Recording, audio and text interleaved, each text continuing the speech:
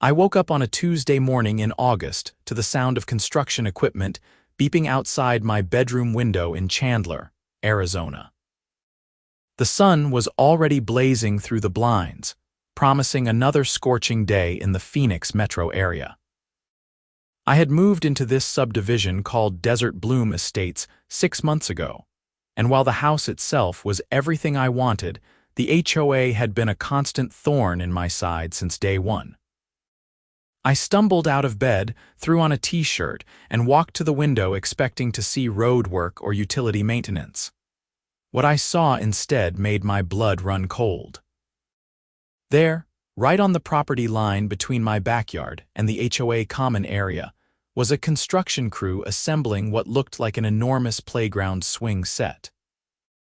The metal frame was already partially erected, with workers hauling beams and bolts from a truck parked on the grass. The equipment sat so close to my fence that one of the support posts appeared to be directly on the line separating my lot from the community space. I rushed downstairs, nearly tripping over my dog Charlie in the process, and burst through the sliding glass door into my backyard. The heat hit me like a physical force, but I barely noticed as I marched across my lawn toward the fence. 3 workers were busy with power tools, while a 4th consulted a clipboard. None of them looked up as I approached. "Hey," I called out, raising my voice over the noise. "Hey, excuse me." The man with the clipboard finally glanced my way. He was maybe 50, wearing a high-visibility vest and a Diamondbacks cap. "Yeah. What exactly are you building here?" I asked, gesturing at the massive swing set taking shape. "Community playground equipment," he said, as if this explained everything. "HOA contract, should be done by end of day. Right on my property line." I stepped closer to the fence, examining the placement. The main support beam on my side was definitely within inches of where I knew the boundary to be. I had walked this line a dozen times when I first moved in, checking the survey stakes that were still barely visible in the dirt. The man shrugged.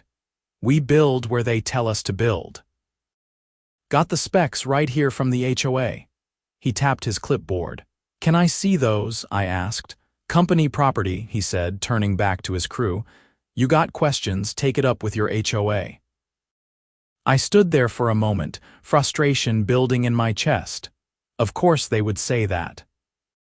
Of course the HOA would approve something without consulting the homeowner, whose property directly abutted the installation. I pulled out my phone and took several photos of the construction, making sure to capture the proximity to my fence line and the survey stakes that were still visible.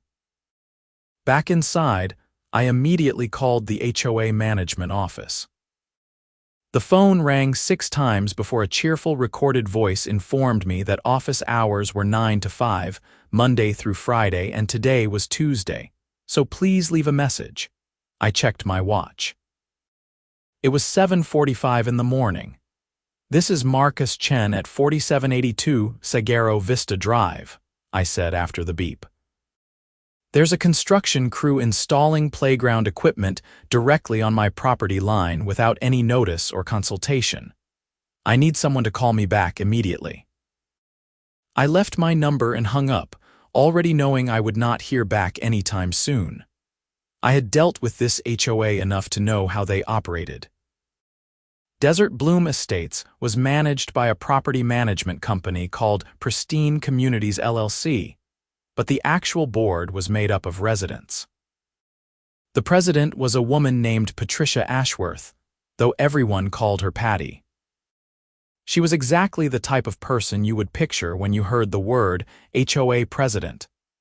A woman in her mid-50s with short blonde hair, designer sunglasses perpetually perched on her head, and an attitude that suggested she viewed the entire subdivision as her personal fiefdom. I had first encountered Patty 3 weeks after moving in when I received a violation notice because my trash cans were visible from the street on a non-collection day. Never mind that it was only 7 in the morning and I had just rolled them out for the truck that came at 8. The notice included a threat of a $50 fine if the violation was not corrected within 24 hours. That was my introduction to how things worked around here. Since then, I had received notices about my grass being a quarter-inch too long, about parking my car on the street overnight when my garage was being painted, and about a small decorative flag I had hung near my front door that apparently violated the approved decoration guidelines. Each interaction with Patty had been more frustrating than the last. She spoke to residents like they were children who could not be trusted to maintain their own properties, and she wielded the HOA rules like weapons. By 9:30, I had called the HOA office 3 more times, each call going to voicemail. The construction crew outside was making rapid progress. The swing set was taking shape, a massive structure with 6 swings, 2 slides, and what looked like a climbing wall. It was actually quite impressive, the kind of equipment you would see at a nice public park. Under different circumstances, I might have appreciated having it nearby. But circumstances being what they were, all I could see was a potential property encroachment that I had zero say in. At 10:15, my phone finally rang. The caller ID showed Pristine Communities. "Mr. Chen," the voice was nasal and bored, "this is Deborah from Pristine Communities returning your call." "Yes, thank you," I said, trying to keep my voice level. "There's a construction crew installing playground equipment right on my property line without any notice. I need to speak with someone about this immediately." "One moment, please." I was put on hold before I could say anything else. Soft jazz played for nearly 5 minutes before Deborah came back. "Mr. Chen, I've checked our records and the playground installation was approved by the board at the July meeting. It's being installed in the common area." "It's on my property line," I repeated. As in, the equipment may actually be extending onto my lot, and regardless, no one informed me this was happening. "The HOA is not required to inform residents of improvements to common areas," Deborah said, her tone suggesting she had given this speech many times. "All such projects are approved at board meetings which are open to residents. Minutes are posted on the website." "I want to speak to Patricia Ashworth," I said. "Mrs. Ashworth is the board president and quite busy. I can take a message and have her return your call when she has availability." "When will that be?" "I cannot say." "Is there anything else I can help you with today?" I took a deep breath, counting to 5 in my head. "Yes. I need the exact survey information used to determine the placement of this playground equipment. If it's on common area land, there should be a survey showing where my property ends and the common area begins." There was a pause. "I will pass your request to the board." "That's not acceptable." "This is happening right now today. I need that information today." "I understand your frustration, Mr. Chen, but I can only pass along requests to the board. They will respond according to their schedule." Her voice had taken on a harder edge. "Is there anything else?" "No," I said, and hung up before I said something I would regret. By lunchtime, the swing set was nearly complete. The workers were adding finishing touches, tightening bolts and testing the swings. I had gone outside twice more to take photos and videos, documenting everything from multiple angles. I also took careful measurements from my fence to the nearest support posts. The closest one was 18 inches from my fence. Given that the fence itself was built 6 inches inside my property line, as required by the HOA rules, that meant the support post was potentially only 12 inches from my actual lot boundary. The post's concrete footer, which was much wider than the post itself, extended even closer. I spent the afternoon researching property line laws in Arizona. What I found was both encouraging and frustrating. Property owners had clear rights when it came to encroachments, but enforcing those rights often required legal action. The burden of proof fell on the person claiming the encroachment, which meant I would need a current survey of my property showing exactly where the boundaries were. The survey I had received when I purchased the house was from the title company and would likely hold up, but it was 6 months old. A new survey would be more definitive. I called 3 surveying companies in the Phoenix area. The first 2 could not schedule me for at least 2 weeks. The third, Arizona Precision Surveys, said they had a cancellation and could send someone out Friday morning. It was not ideal, but it was the best I could do. I booked the appointment and paid the deposit over the phone. $350 for a boundary survey, but it would be worth it to have definitive proof. By 4 in the afternoon, the construction crew had packed up and left. The swing set stood complete, its metal frame gleaming in the brutal Arizona sun. I had to admit it looked professional and sturdy.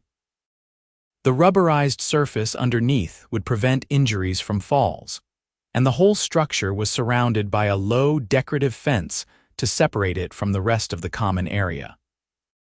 Under any other circumstances, it would be a nice addition to the neighborhood. I went outside to examine it more closely now that the workers were gone. Walking along my fence line, I could clearly see that the concrete footer for the nearest support post extended to within about 8 inches of my fence. I took more photos, including several with a tape measure visible in the frame for scale.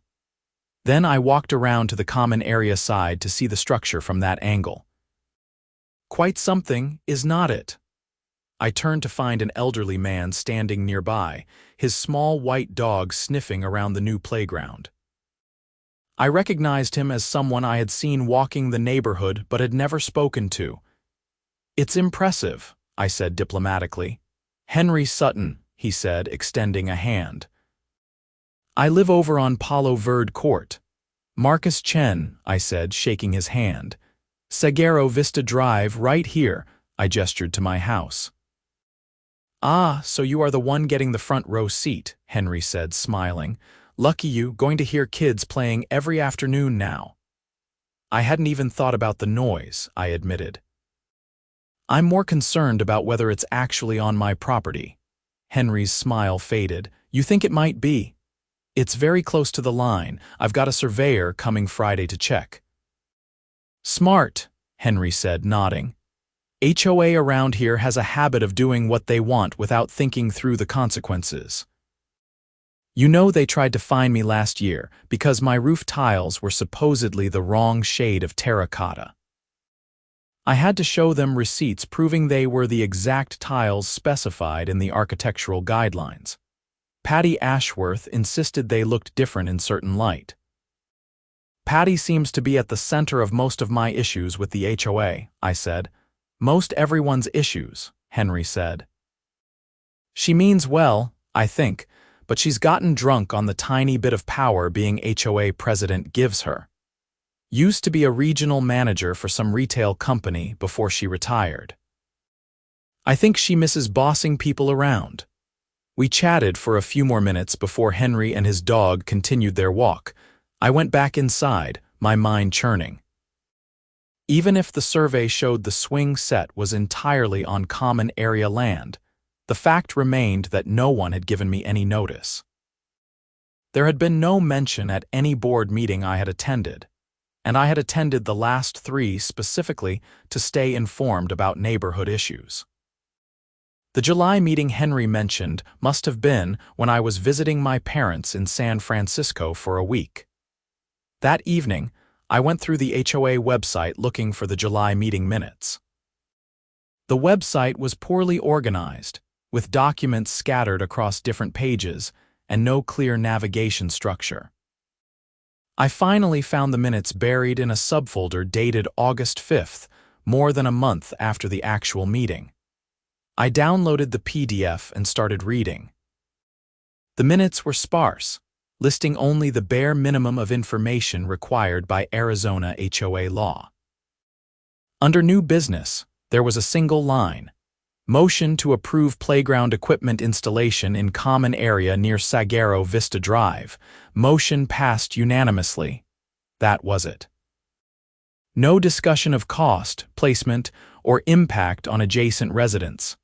Nothing about surveys or property lines.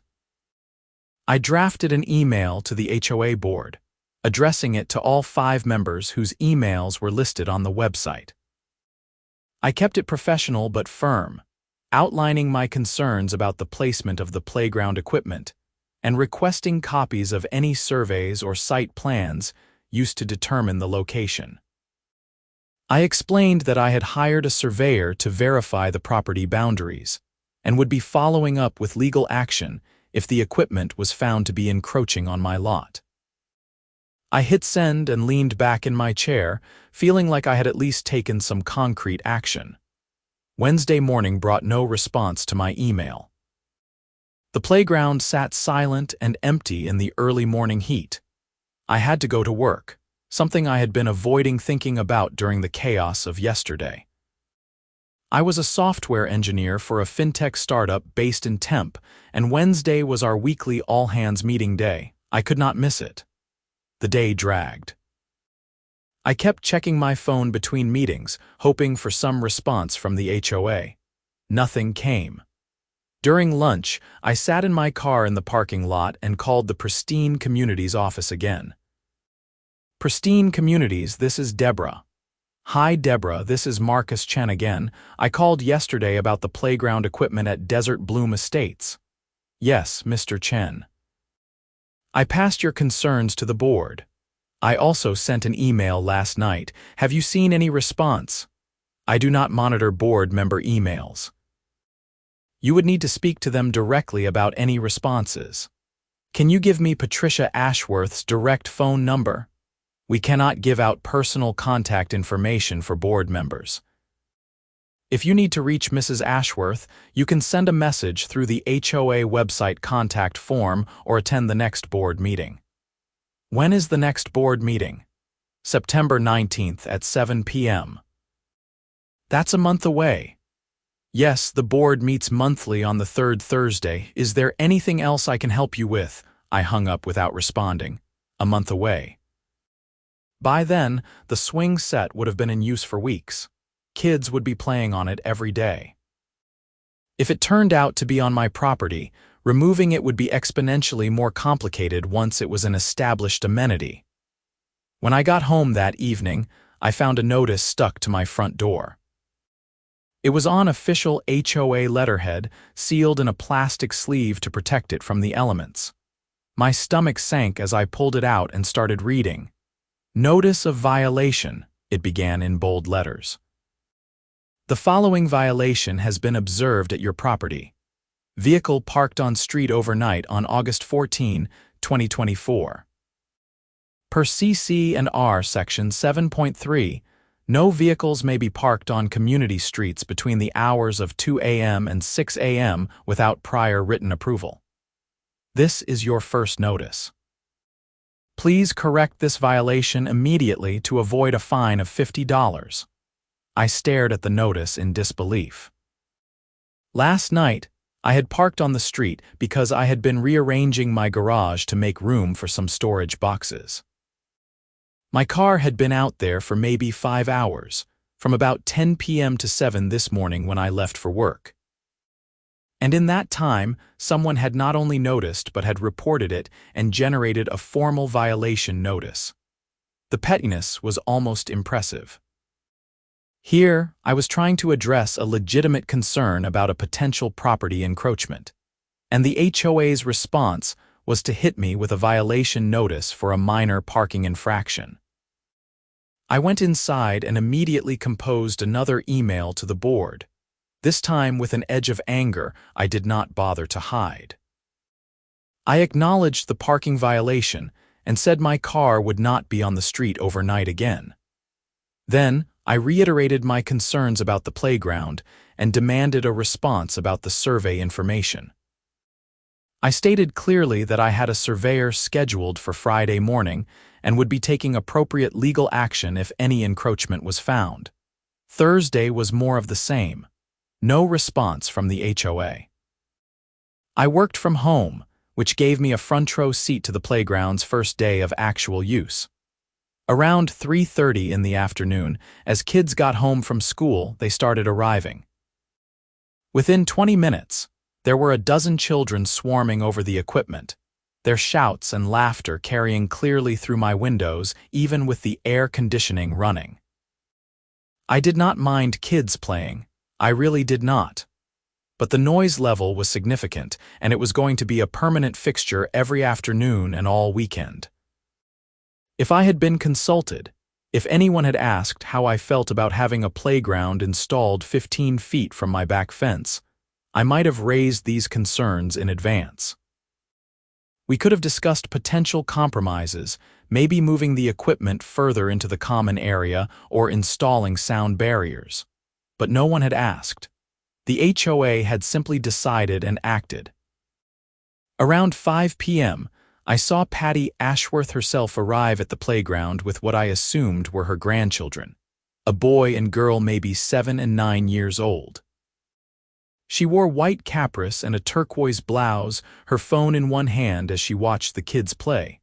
I decided this was my chance. I walked out my back gate and around to the common area entrance. Patty was standing near the swings, typing on her phone. "Patricia," I called out as I approached. She looked up, her expression shifting from neutral to annoyed in an instant. "Marcus. If this is about the playground, I have already told Deborah to inform you that it was properly approved." "You did not tell Deborah anything," I said, keeping my voice even. "I've been trying to get information for 2 days. No one will tell me what survey was used to determine the placement. No one will give me any details. And no one informed me this was happening until construction started literally outside my bedroom window. The HOA is not obligated to inform residents of common area improvements," Patty said, her tone taking on that condescending quality I had come to associate with her. "This was voted on at a board meeting, which you are always welcome to attend." I was out of town for the July meeting, and the minutes did not mention anything about this specific location. They just said common area near Sagaro Vista Drive. That could mean anywhere along a 100-yard stretch. The board made the decision based on recommendations from our landscaping contractor. The location was chosen to maximize accessibility while maintaining sight lines for safety. She gestured at the playground. "As you can see, it's perfectly positioned." "It's 15 feet from my back fence," I said, "and I believe at least one of the support posts may be on my property." Patty's eyes narrowed. "That's absurd." "We had the contractor verify the placement was within the common area. Then you will have no problem providing me with the survey or site plan used to verify that. That's association business. I do not have to provide you with anything. Actually, under Arizona law, homeowners have the right to review HOA records, including site plans and surveys for common area improvements. I'm formally requesting those documents." Patty crossed her arms. "You will have to submit that request in writing through proper channels. I've sent 2 emails to the entire board." "I have not seen any emails from you." That was a lie. I could see it in her face. She had gotten my emails and was simply choosing to ignore them. "I have a professional surveyor coming tomorrow morning," I said. "If the equipment is on my property, I will take legal action to have it removed." "You will do no such thing," Patty snapped. "This playground is a community amenity that benefits all residents. You are not going to ruin it for everyone because of some imagined property dispute. If it's on my property, it's not imagined. It's trespassing. I suggest you think very carefully about making enemies in this neighborhood, Marcus. The HOA has considerable power to make life difficult for residents who do not cooperate." The threat was barely veiled. I felt my anger rising but forced myself to stay calm. "Is that an official statement from the HOA president?" Patty seemed to realize she had gone too far. Her expression shifted slightly. "It's friendly advice. People who fight the HOA usually find it's not worth the hassle. Constant inspections, strict enforcement of every tiny rule." It's easier to just be a team player. I am being a team player, I said. I pay my dues on time, I maintain my property, I follow the rules. What I'm asking for is the same consideration. You cannot just do whatever you want and expect no pushback. Patty's grandchildren came running over, shouting about wanting ice cream. She turned her attention to them, effectively dismissing me. We are done here, Marcus. If you have further concerns, submit them through proper channels. She walked away with the kids before I could respond. I stood there for a moment, frustration coursing through me. The conversation had accomplished nothing except to confirm that Patty had no intention of cooperating or compromising. This was going to get ugly. That night I could not sleep. I kept running through scenarios in my head. What if the survey showed the equipment was entirely on common land, just barely within the boundaries? Would I have any recourse for the lack of notice? What if it was on my property? How long would it take to force the HOA to move it? Would they even comply without a lawsuit? I got up around 2 a.m. and went to my home office. I started researching Arizona HOA law in earnest, taking notes and bookmarking relevant statutes. I learned that HOAs had broad authority over common areas, but could not encroach on private property without permission. I learned about adverse possession and prescriptive easements, legal concepts that could come into play if the encroachment was allowed to continue for a certain period. I learned about the legal process for disputing HOA actions, which involved filing complaints with the state, potential mediation, and ultimately lawsuits, if nothing else worked. By the time the sun came up Friday morning, I had filled several pages with notes and had a clearer understanding of my rights and options. I also had a raging headache from too much screen time and too little sleep. The surveyor arrived at 8 a.m. sharp. His name was Bill Kowalski, a weathered man in his 60s with the look of someone who had spent most of his life outdoors in the Arizona sun. He had a younger assistant with him, a guy named Miguel who looked to be in his 20s. They drove a white truck with Arizona Precision Surveys on the side. Mr. Chen. Bill extended a calloused hand. Ready to figure out where your property actually is? More than ready, I said. Bill and Miguel spent the next 3 hours working. They set up equipment that looked like sophisticated tripods, took measurements, consulted documents, and hammered in temporary stakes. I watched from my back patio, sipping coffee and trying not to hover. Several times, Bill walked over to the swing set and took measurements there as well. His expression gave nothing away. Around 11, Bill packed up the last of his equipment and came over to where I was sitting. "Well," he said, pulling out a tablet and bringing up a diagram, "I've got good news and bad news. The good news is that most of the playground equipment is on common area land. The bad news is that this support post right here," he pointed to a spot on the diagram that corresponded to the nearest post to my fence. "The footer extends approximately 14 inches onto your property." My heart started pounding. "You are sure?" "Positive. I've checked it 3 times. Your property line runs right here." He traced a line on the diagram with his stylus. "The post itself is on the common area, but the concrete footer, which is about 3 feet in diameter, crosses the line. It's not a huge encroachment, but it is an encroachment." "What do I do with this information?" "I'll generate a full report with the survey results, including photos and measurements. You will have it by email this afternoon. After that, you should probably consult with a real estate attorney about your options. The HOA will need to either get your permission for the encroachment, compensate you, or move the equipment." "How hard would it be to move it?" Bill glanced back at the swing set. "They would need to dig up that footer and relocate it about 2 feet west. Not a huge job, but not nothing either. They would need to bring the construction crew back out, rent equipment, probably a full day of work. Few $1,000s maybe, but it's doable." "Absolutely." Happens all the time when property lines are not properly verified before construction. He handed me a paper copy of the preliminary survey. Like I said, you will get the full report this afternoon. After Bill and Miguel left, I sat on my back patio staring at the survey results. 14 inches. It was not much in the grand scheme of things, but it was enough. The HOA had built on my property without permission.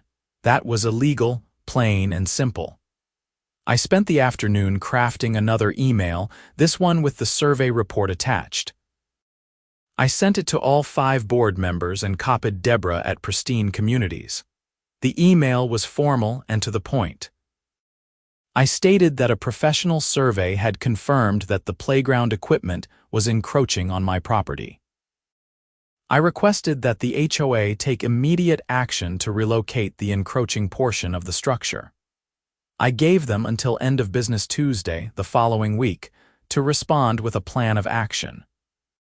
I also stated that I would be consulting with an attorney regarding my options if the HOA did not address the issue promptly. I hit send at 3:45 p.m. and immediately felt a weight lift off my shoulders. I had documentation. I had proof. The HOA could not blow me off anymore. The response came faster than I expected. At 4:30 my phone rang. Patricia Ashworth. Marcus, this is Patty Ashworth. I received your email. Good. So you see that there's a legitimate encroachment issue.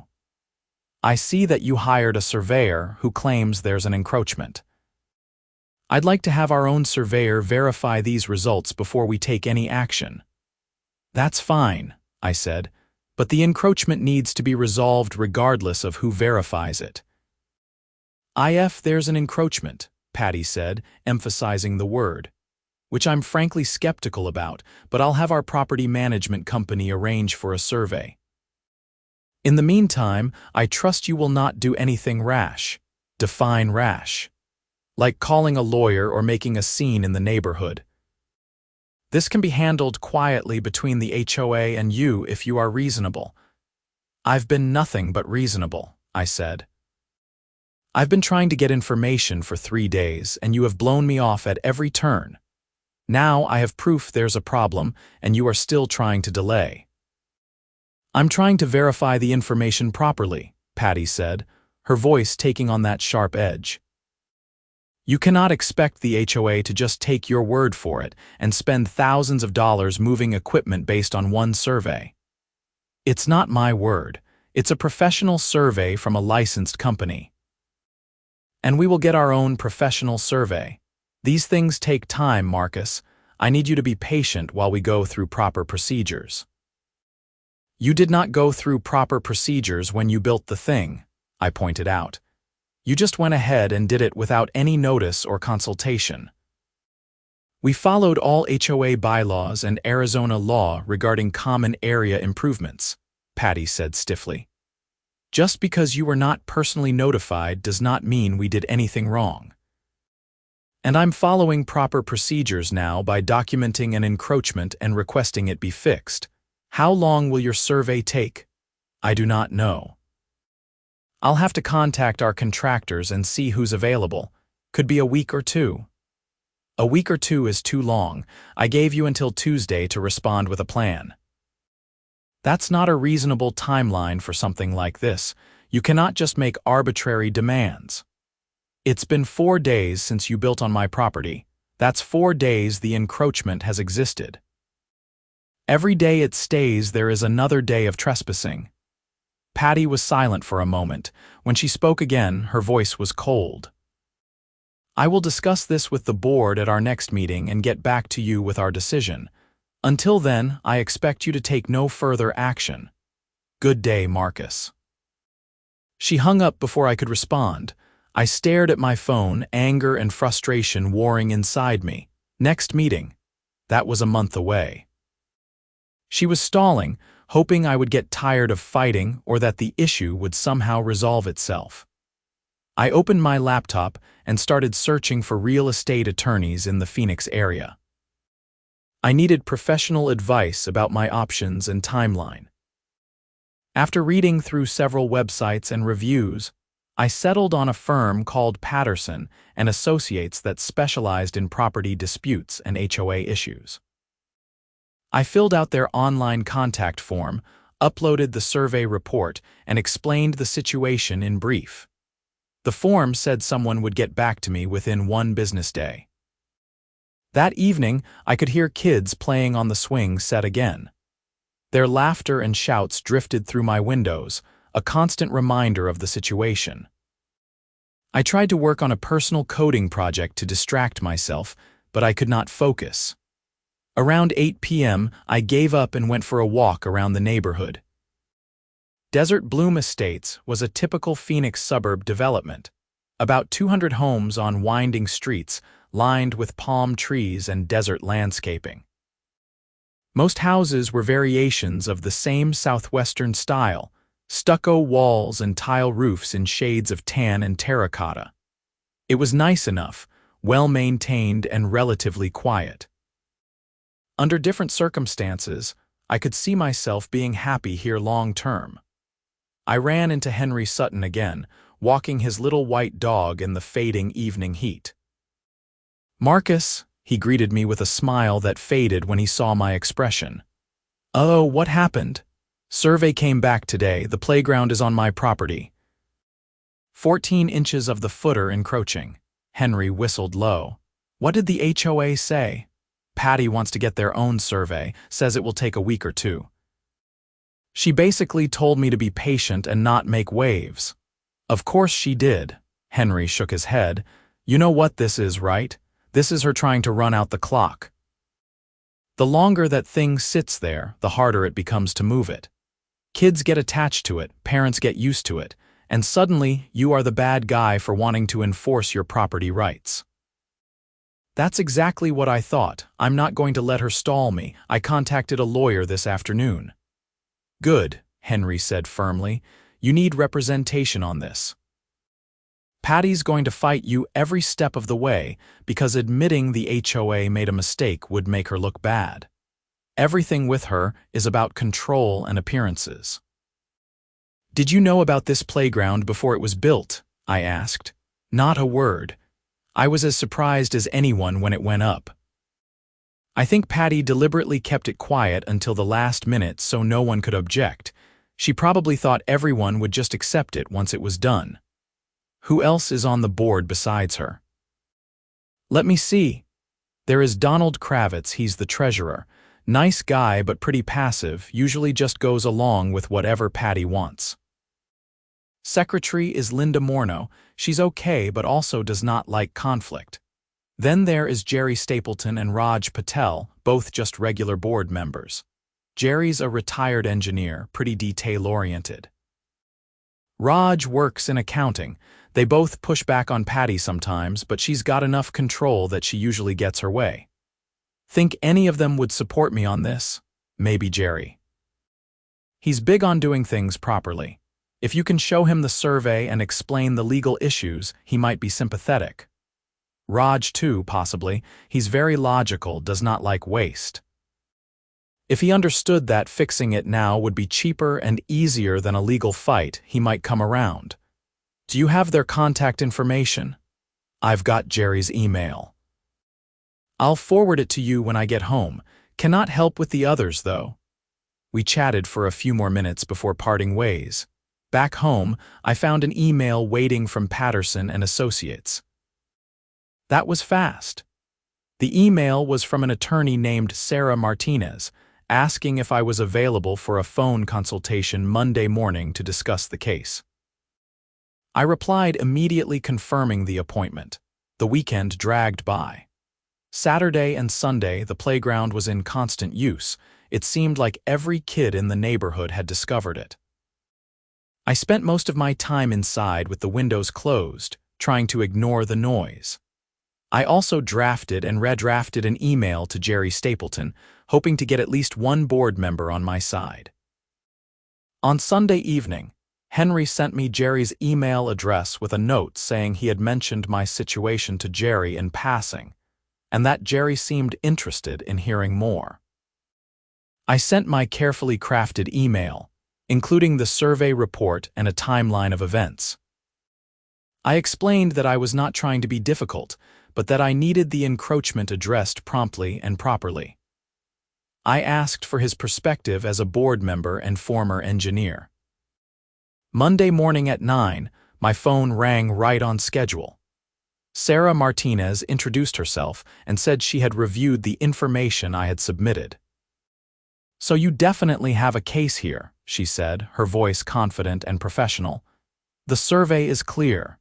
There's an encroachment, and the HOA is legally obligated to remedy it. The question is how aggressively you want to pursue this. What are my options? Well, you've already taken the first steps by documenting the encroachment and notifying the HOA. The next step would be to send a formal demand letter, which I can draft for you. That letter would give them a specific deadline to either remove the encroachment or enter into negotiations for an easement or other arrangement. What kind of deadline are we talking about? I would recommend 10 business days. That's enough time for them to get their own survey if they want, but not so much time that they can drag their feet indefinitely. And if they do not respond or refuse, then we file a lawsuit for trespass and seek an injunction requiring them to remove the encroachment. We would also seek compensation for your legal fees and any other damages. It's a pretty straightforward property rights case. The HOA would have a hard time defending their position. How long does something like that take? Could be anywhere from a few weeks to a few months, depending on how cooperative they are. If they fight it, we go to court. If they are smart, they will settle and just move the equipment. What about the HOA retaliating against me? The president basically threatened me, said they could make my life difficult with inspections and enforcement. That would be illegal retaliation, and you could sue for that separately. Document any retaliatory actions carefully. Save every notice, every email, every interaction. If they start selectively enforcing rules against you, that's evidence. We talked for another 15 minutes about fees, timeline, and strategy. Sarah's retainer was $1,500, which would cover the demand letter and initial correspondence. If it went to litigation, costs would go up, but she was confident it would not come to that. HOAs rarely wanted to go to court over clear-cut property disputes. The bad publicity and legal fees were not worth it. I authorized her to proceed with the demand letter. She said she would have it drafted and sent by end of business Tuesday. Monday afternoon, I got a reply from Jerry Stapleton. His email was measured and thoughtful. He said he had reviewed the survey I sent and agreed it looked legitimate. He had not been aware of the specific placement of the playground during the approval process, and had assumed it was being positioned well within the common area. He said he would raise the issue with the other board members and push for the HOA to get their own survey immediately to verify the situation. He also apologized for the lack of communication and said the board should have done better about notifying adjacent residents. It was the first reasonable response I had gotten from anyone in the HOA, and it gave me a sliver of hope that this could be resolved without a prolonged fight. Tuesday morning, I got an email from Patricia Ashworth. It was curt and formal. "Marcus, the board has discussed your survey results. We have engaged a surveying company to verify the property lines. They will be at the property Thursday morning. Once we have their results, we will make a decision about next steps. In the meantime, we expect you to take no action that would disrupt the use of the playground equipment. Patricia Ashworth, HOA President." Thursday. That was 2 more days. It was frustrating, but at least things were moving forward. I replied acknowledging her email and noting that my attorney would be sending a formal demand letter shortly. Sarah's demand letter arrived in my inbox Tuesday afternoon. It was 4 pages of legal language, polite but firm. It outlined the encroachment, referenced the survey, cited relevant Arizona property law, and demanded that the HOA either remove the encroachment or enter into negotiations for an easement within 10 business days. The letter made clear that failure to respond appropriately would result in legal action, including a lawsuit for trespass and an injunction. Sarah sent the letter via certified mail to the HOA board and Pristine Communities, and also emailed copies to ensure they received it immediately. I felt like I was escalating things, but at this point, I did not have much choice. The HOA had forced my hand by refusing to take the issue seriously. Wednesday was quiet. I worked from home again, keeping an eye on the backyard. A few kids used the playground in the afternoon, but it was not as crowded as the weekend had been. I spent the evening researching what moving the swing set would actually entail. From what I could tell, Bill had been right. The construction crew would need to dig up the footer, pour a new one about 2 feet west, and reinstall the support post. They might need to adjust the crossbeam slightly, but the structure itself would not need to be completely disassembled. 1 day of work, maybe 2 at most. Thursday morning, the HOA's surveyor arrived. I watched from my window as a different crew set up their equipment and went through the same process Bill had done. This time, Patricia Ashworth was there too, standing with her arms crossed and watching everything. She saw me looking out the window and gave me a look that could have frozen lava. The survey took about 2 hours. When they finished, I saw the surveyor talking to Patty for several minutes. Her expression went from confident to annoyed to resigned over the course of the conversation. Finally, she walked away shaking her head, pulling out her phone as she went. An hour later, I got an email. It was from Deborah at Pristine Communities. Mr. Chen, the HOA's survey has confirmed that there is a minor encroachment of the playground equipment footer onto your property. The board is meeting this evening to discuss remediation options. You will be notified of their decision by end of business Friday. Thank you for your patience in this matter. I read the email 3 times. They had confirmed it, finally. After days of denials and delays, they had admitted the problem existed. I forwarded the email to Sarah with a note asking what we should do next. She replied within 30 minutes saying we should wait for the HOA's Friday response. If they committed to moving the equipment promptly, we could hold off on further legal action. If they tried to drag things out or proposed something unacceptable, we would proceed with the lawsuit. Thursday evening dragged by. I kept imagining what the board meeting was like. Patty arguing that they should fight me, Jerry and maybe Raj pushing for a reasonable solution, the others stuck in the middle. I had no way of knowing what would actually happen. Friday morning at 9:30 my phone rang. It was Jerry Stapleton. Marcus, hi. I wanted to give you a heads up before the official communication goes out. Okay, I said, my heart pounding. The board met last night.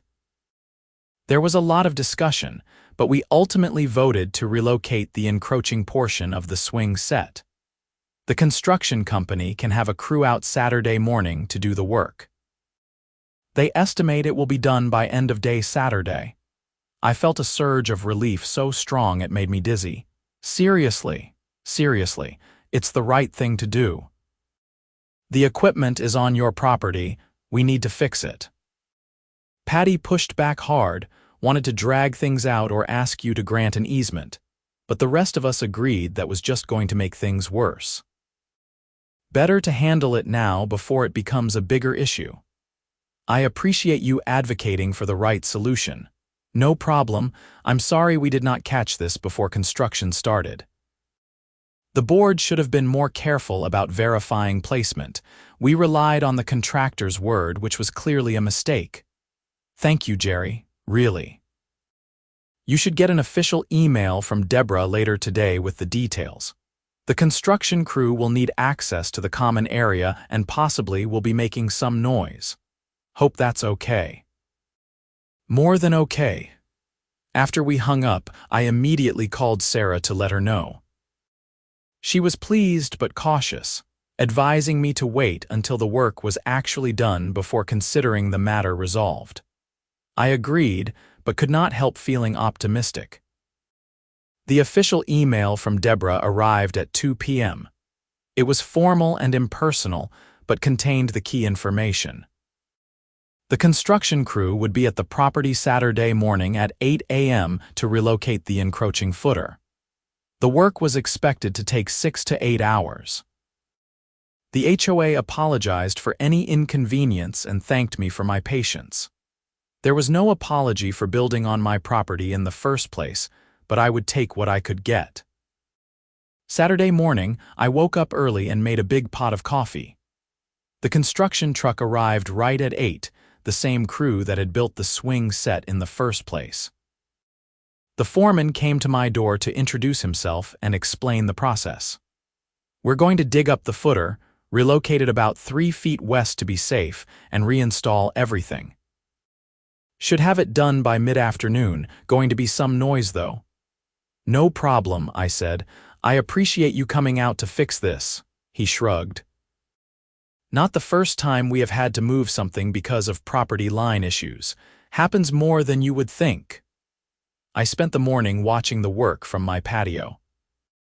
They brought in a small excavator to dig up the old concrete footer, which was harder work than I had expected.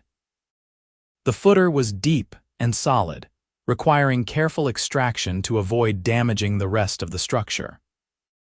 Once it was out, they measured carefully and dug a new hole about 3 feet further west, right in the middle of the common area with plenty of clearance from my property line.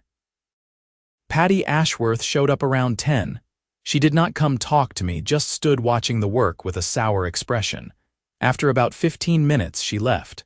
The new footer was poured around noon. The crew had to wait for it to cure enough to bear weight, so they took a long lunch break. By 2 p.m., they were installing the support post in its new position. The crossbeam had to be adjusted slightly, requiring some welding and recalibration, but by 4 p.m., everything was done. The swing set looked exactly the same as before, just shifted a few feet west. The foreman came by to have me verify that everything looked good. I walked the property line with him, confirming that all equipment was now clearly on the common area side. Looks perfect, I said. Thank you for taking care of this. No problem, man. Sorry you had to go through all that hassle. The office should have gotten the survey done right the first time. After they left, I stood in my backyard looking at the relocated swing set. It was over. The encroachment was fixed. The nightmare of the past week was finally done. Sunday morning, I got an email from Patricia Ashworth. It was brief. Marcus, the encroachment has been remedied as you requested. The board trusts this resolves the matter to your satisfaction. In the future, please bring any concerns to the board's attention through proper channels before taking legal action. Regards, Patricia Ashworth. I almost laughed at the passive-aggressive tone.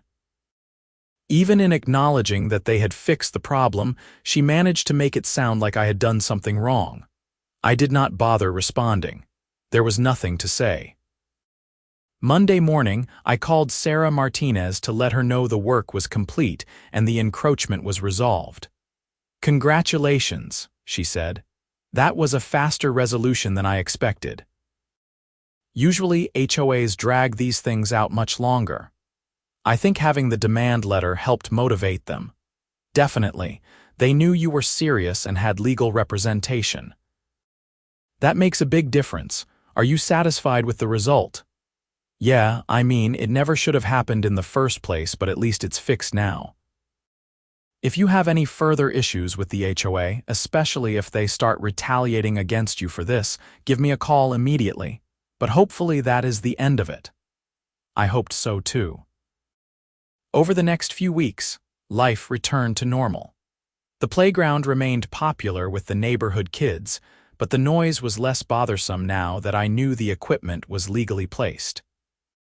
I had won a small victory against the HOA bureaucracy, and while it had been stressful and expensive, it felt good to have stood up for my rights. I ran into Henry Sutton during one of my evening walks about a month later. "So I heard you got them to move the swing set," he said, grinning. "Nice work. Word got around, huh?" "Oh yeah. It's a small neighborhood. Everyone's talking about how you took on Patty Ashworth and won. You are kind of a hero now." "I do not know about that. I just wanted my property line respected." "That's more than most people would have done. Usually, folks just cave to whatever the HOA wants because fighting seems like too much hassle. You showed that it's possible to push back." "Has the board made any other decisions since then?" "Actually, yeah.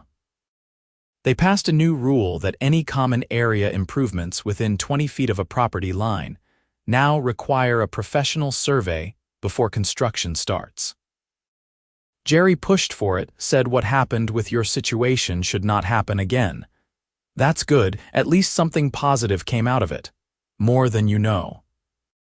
I think the whole board is being more careful about stuff now. Patty's been less pushy at meetings. I think she realized she overstepped and does not want another legal situation. We talked for a while longer before going our separate ways. Walking back to my house, I felt a sense of closure about the whole situation. It had been a frustrating ordeal, but in the end, justice had been served. The encroachment was fixed, the HOA had learned a lesson about proper procedures, and I had established myself as someone who would not be pushed around. A few months later, I attended a board meeting for the first time since the swing set incident. I wanted to stay informed about neighborhood issues and felt like I should participate more actively in HOA governance. The meeting was held in the community center, a small building near the main entrance to the subdivision. About 20 residents were there, including most of the board members. Patricia Ashworth ran the meeting with her usual brisk efficiency, working through the agenda items one by one. I noticed she seemed slightly less imperious than before, more willing to listen to questions and concerns from residents. When they got to new business, Jerry Stapleton brought up a proposal to create a committee to review all future common area improvements before they went to a vote. The committee would be responsible for getting surveys, checking with adjacent homeowners, and ensuring all legal requirements were met. I think the situation with Mr. Chen's property earlier this year showed us that we need better oversight, Jerry said. We should not be approving major projects without doing our due diligence. Patty looked uncomfortable but did not object. I suppose that makes sense. Does anyone want to volunteer for such a committee? 3 hands went up, including mine. Patty looked at me with an expression I could not quite read. "Marcus, you want to be on this committee?" "I do. I think my experience with the property line issue gives me relevant perspective." There was a brief silence. Then Raj Patel spoke up. "I think that is a great idea. Marcus clearly understands property boundaries and legal requirements. He would be an asset to the committee." Patty nodded slowly. "Fine. Marcus, you are on the committee. Anyone else?" By the end of the meeting, a 5-person common area oversight committee had been formed with me as one of the members. It was not something I had planned on when I woke up that morning, but it felt right. If I was going to live in this neighborhood, I might as well be involved in how it was run. Over the following year, the committee reviewed 3 different common area projects, everything from new landscaping to a shade structure over the community mailboxes. Each time we made sure surveys were current, adjacent homeowners were notified, and all regulations were followed. It was not glamorous work, but it helped prevent future conflicts. My relationship with Patty Ashworth remained cordial but distant. We were never going to be friends, but we had achieved a kind of mutual respect. She recognized that I would not back down when I was right, and I recognized that despite her flaws, she genuinely cared about the neighborhood and wanted it to be well maintained. The swing set remained a popular fixture in the common area, kids playing on it almost every afternoon. Sometimes I would sit on my back patio with a book and listen to them playing, and I would think about how close I had come to either giving up or escalating into a prolonged legal battle. I was glad I had found the middle path, firm enough to stand my ground but reasonable enough to accept a solution once it was offered.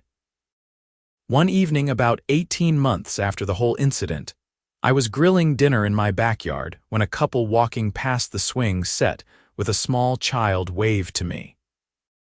I did not recognize them, probably new residents. "Great backyard," the man called out. "You are lucky to be right next to the playground." "Yeah," I called back, "it's nice." And the strange thing was, I meant it. Now that the equipment was properly placed and I had a say in how the HOA operated, I really did not mind having the playground nearby. It added life to the neighborhood, gave kids a safe place to play, and honestly made the common area more attractive. It had taken a survey, a lawyer, several stressful confrontations, and ultimately a construction crew working on a Saturday to get to this point. But standing there with the smell of grilling chicken in the air and the sound of children's laughter drifting over my fence, I felt like everything had worked out the way it should have. The HOA had overstepped, I had pushed back, and the system had ultimately worked. Not quickly, not easily, but it had worked. The swing set was where it belonged, my property line was intact, and the neighborhood had better procedures to prevent future problems. Sometimes standing up for yourself is exhausting and expensive and frustrating, but sometimes it is also worth it. This was one of those times. Looking back, I could trace the whole arc of the conflict from that first morning when I woke up to construction noise to this quiet evening 18 months later. The initial shock and anger. The frustrating attempts to get information from the HOA, the decision to hire a surveyor and get proof, the legal demand letter, the tense negotiations, the final resolution. And now, the peaceful aftermath where I had actually become part of the solution by serving on the oversight committee. I had learned a lot about property rights, HOA law, and my own capacity for persistence. I had learned that bureaucracies, even small neighborhood ones, could be challenged and changed. I had learned that standing firm on matters of principle did not mean being unreasonable or vindictive. And I had learned that sometimes the people who seem most opposed to you initially can become grudging allies once they realize you are not going away. The whole experience had made me a more engaged and informed homeowner. I read every HOA email now instead of deleting them. I attended most board meetings. I served on the committee and helped review projects before they went forward. It was not how I had envisioned spending my free time when I bought the house, but it felt important. Other residents had approached me over the months, asking advice about their own disputes with the HOA. I always told them the same thing that I would have wanted to hear at the start. Document everything, know your rights, be reasonable but firm, and do not be afraid to get professional help if you need it. Most issues could be resolved without lawyers if both sides were willing to communicate and compromise. But sometimes, you needed the threat of legal action to get the other side to take you seriously. The swing set stood as a daily reminder of all this. Every time I looked at it, I remembered the stress and frustration of that week, but also the satisfaction of having the problem resolved properly. The kids playing on it had no idea of the drama that had surrounded its placement. To them, it was just a fun place to play, which was exactly what it should have been from the start. I finished grilling my dinner and went inside to eat. Through the window, I could see the evening sun casting long shadows across the common area. The swing set's metal frame gleamed in the golden light. A few kids were still playing, their parents watching from nearby. It was a peaceful scene, one that could have been very different if the encroachment had not been fixed.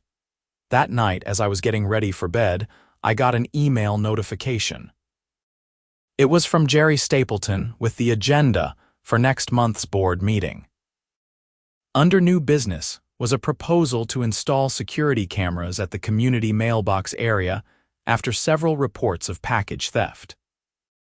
The Oversight Committee was being asked to review the placement and ensure no privacy concerns with adjacent properties. I made a note to review the proposal over the weekend. It was exactly the kind of thing the committee had been formed to handle. Another small way to make sure the HOA operated properly and considered all stakeholders before making decisions. As I turned off the lights and settled into bed, I thought about how much had changed since that morning when I woke up to unexpected construction noise. I had gone from being a passive resident who just paid his dues and hoped to be left alone, to someone actively involved in neighborhood governance. The transition had not been by choice initially, but now I saw the value in it. If the swing set incident had not happened, I probably would have remained disengaged, showing up occasionally to board meetings but not really participating. Instead, I had been forced to learn about property rights and HOA operations. I had been forced to stand up for myself. And in the process, I had become a better homeowner and a more active community member. The swing set had been built on my lot line in error. The survey had shown it was over. And within 48 hours of the HOA receiving their own confirmation of the encroachment, they had moved it. Looking at the whole timeline from start to finish, from that first Tuesday morning to the Saturday when the construction crew relocated everything, it had been exactly 1 week. 7 days that had felt like much longer while I was living through them, but in retrospect was actually a fairly quick resolution. I had gotten what I wanted. The HOA had fixed their mistake. And the neighborhood had better procedures going forward. It was not a perfect outcome because perfect would have been the equipment being placed correctly in the first place. But given that a mistake had been made, the resolution was about as good as I could have hoped for. The last thing I thought about before falling asleep was how glad I was that I had not given up. It would have been easier to just accept the encroachment, to tell myself it was only 14 inches and not worth fighting over. But property rights mattered. Boundaries mattered. And standing up for what was right, even when it was difficult and stressful, mattered most of all. The swing set was in its proper place now, and that made all the difference.